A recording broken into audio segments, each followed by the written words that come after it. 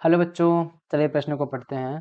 कोशिका विभाजन के दौरान तंतु संघनित हो रहे गुणसूत्र के विशिष्ट क्षेत्र पर जाकर जुड़ते हैं। इस क्षेत्र को कहते हैं। मतलब प्रश्न क्या पूछ रहा है कि जब कोशिका का विभाजन होता है तो जो तंतु होते हैं वो क्या होते हैं, एक गुणसूत्र के विशिष्ट क्षेत्र पर जुड़ते हैं। उस क्षेत्र को क्या कहते हैं? तो चलिए देखते हैं। हम प्रश्न की मुख्य अवधारणा क्या हो जाएगी। मुख्य अवधारणा क्या होगी कि कोशिका विभाजन, कोशिका विभाजन। अब कोशिका विभाजन क्या होता है कि जब कोशिका विभाजित होती है या कोशिका जब टूटती है तो क्या होता है, एक कोशिका टूटकर दो अलग अलग कोशिकाओं में विभक्त होती है। मतलब कि कोशिका टूटकर कोशिका टूटकर दो नए दो नए पुत्री कोशिका पुत्री कोशिका का बनना का बनना क्या होता है, हमारा कोशिका विभाजन कहलाता है। अब इसमें क्या होता है कि जो हमारा कोशिका विभाजन होता है, मतलब कि कोशिका विभाजन की भी अवस्था होती है कि हम बोल सकते हैं उसको समसूत्री विभाजन या असूत्री विभाजन। तो कोशिका विभाजन कितने प्रकार का होता है? दो प्रकार का हो जाता है हमारा। कौन कौन सा? एक समसूत्री विभाजन, समसूत्री विभाजन, और दूसरा क्या होता है, अर्धसूत्री विभाजन, अर्धसूत्री विभाजन। अब हम समसूत्री विभाजन और अर्धसूत्री विभाजन को अच्छी तरीके से जानते हैं कि क्या होता है। अब हम अपने प्रश्न के अनुसार देखेंगे कि जब कोशिका विभाजन होगा, मतलब कि चाहे समसूत्री विभाजन हो या अर्धसूत्री विभाजन है, उसमें क्या होता है कि जब भी कभी किस किस अवस्था में जो गुणसूत्र संघनित होते हैं, जब भी कभी जो क्या होगा, मेटाफेज के बाद जब कोशिका एनाफेज में प्रवेश करती है, इसके बाद जब कोशिका कौन सी अवस्था के बाद, मेटाफेज अवस्था के बाद, मेटाफेज अवस्था में जब कोशिका होती है या उससे जब मेटाफेज जब पास करती है या मेटाफेज से आगे जाती है, किस में, एनाफेज में, मेटाफेज अवस्था में या एनाफेज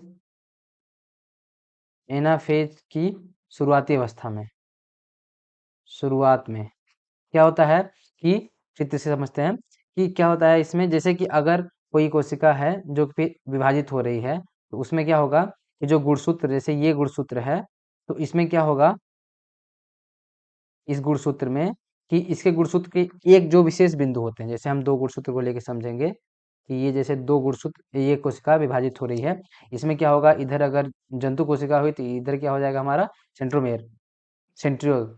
इधर क्या होगा हमारा सेंट्रियोल, यहाँ से क्या निकलेंगे हमारे तर्कु तंतु।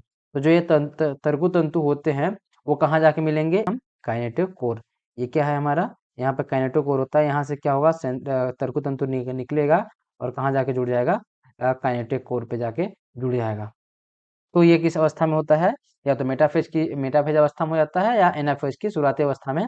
और जैसे एनाफेज अवस्था में कोशिका प्रवेश करती है तो ये क्या होगा कि ये जो गुणसूत्र होते हैं ये टूट जाएंगे और कुछ गुणसूत्र इधर जाने लगेंगे, एक सेट, और एक इधर आने लगेंगे। मतलब कि जो गुणसूत्र में क्या होता है, जो तर्कतंतु होते हैं वो गुणसूत्र को अपनी ओर खींचने लगते हैं और आगे जाके कोशिका क्या हो जाती है, विभाजित हो जाती है। मतलब कि जब ये कोशिका किस में होती है, मेटाफेज अवस्था में या एनाफेज की शुरुआत अवस्था में, तो यहाँ क्या होता है कि जो तर्कतंतु होते हैं, कौन, तर्कतंतु, ये कहाँ जुड़ते हैं, ये आगे जुड़ते हैं कहाँ, काइनेटिक कोर पे, काइनेटोकोर पे।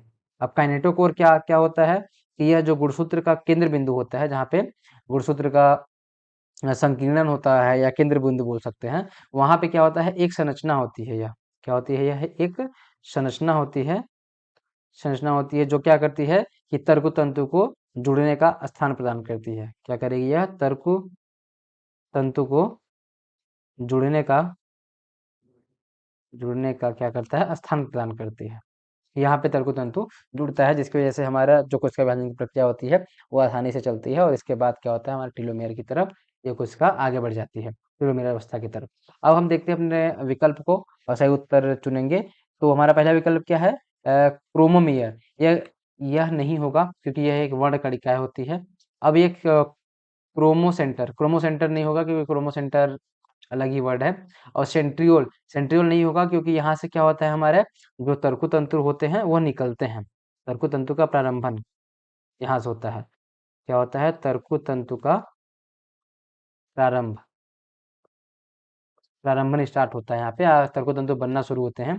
अब चौथा विकल्प क्या है? काइनेटोकोर। हाँ, ये सही विकल्प है, क्योंकि काइनेटोकोर पे क्या होता है, हमारे जो अ, ये तर्कु तंतु होते हैं वो काइनेटोकोर पे आके ही जुड़ते हैं। तो दिए गए प्रश्न का उत्तर क्या होगा? विकल्प 4, जो कि है काइनेटोकोर। आशा करते हैं आपको दिए गए प्रश्न का उत्तर समझ आया होगा। धन्यवाद।